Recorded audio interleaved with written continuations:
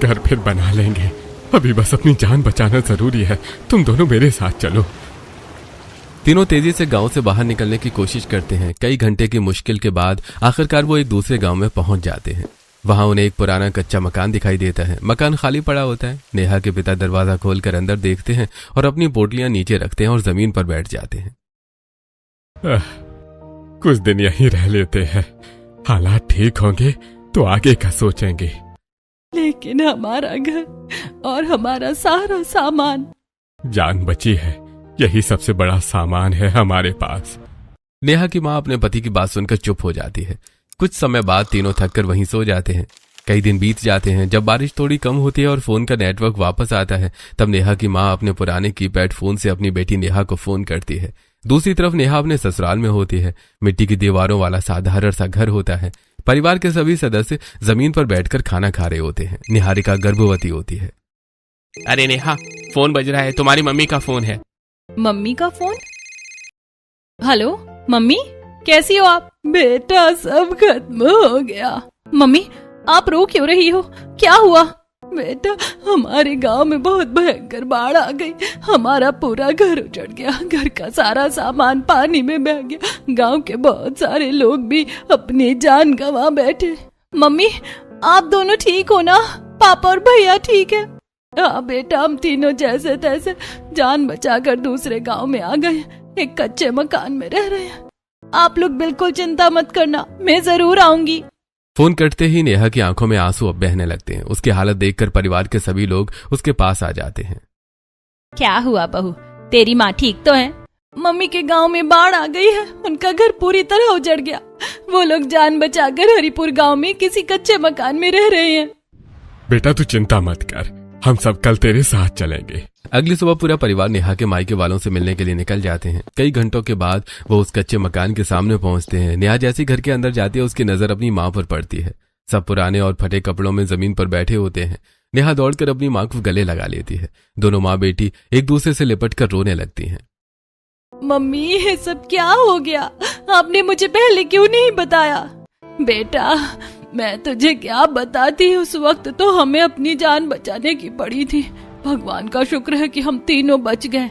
बहन हिम्मत रखिए, घर और सामान चला गया है, जिंदगी नहीं। सब कुछ धीरे धीरे दोबारा बनाया जा सकता है।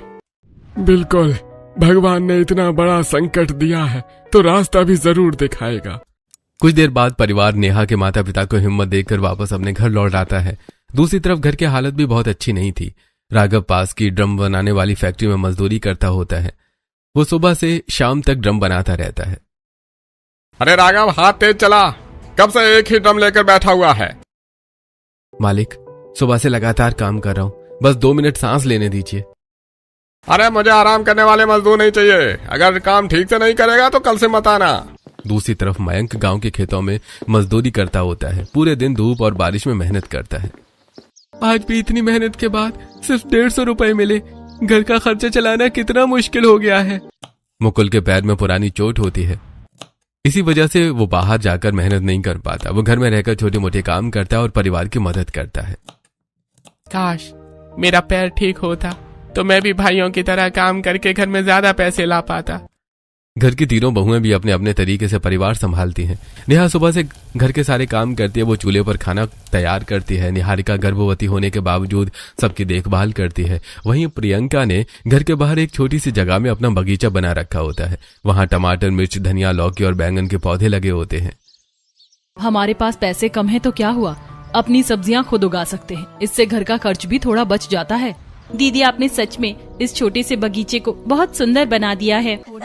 तीनों बहुएं हंसने लगती हैं। अगले दिन गांव में पैठ लगी होती है। बारिश के मौसम के बावजूद गांव की कई औरतें जरूरी सामान और सब्जियां खरीदने के लिए वहां पहुंच जाती हैं।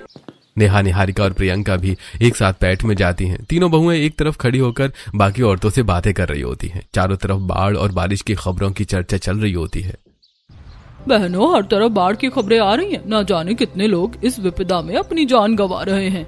हाँ बहन, लोग किसी तरह अपनी जान बचा रहे हैं। मेरे मायके वाले गांव में भी भयंकर बाढ़ आई थी। मेरे मम्मी पापा ने बड़ी मुश्किल से अपनी जान बचाई है। अरे नेहा, तेरे मम्मी पापा तो ठीक है ना?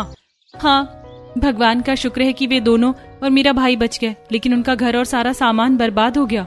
चलो भगवान का लाख लाख शुक्र है, बाढ़ ने तो हर गांव में दहशत फैला रखी है। अब तो बारिश का नाम सुनकर ही डर लगने लगा है। पता नहीं आगे क्या होने वाला है। चारों तरफ लोगों के चेहरे पर चिंता साफ दिखाई दे रही होती है। कुछ दिन और बीत जाते हैं, बारिश रुकने का नाम नहीं लेती। गरीब परिवार का मिट्टी का घर हर दिन बारिश की वजह से कमजोर होता जा रहा होता है।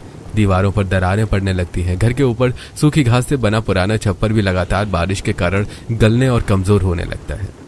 पता नहीं ये छप्पर और कितने दिन हमारा साथ देगा।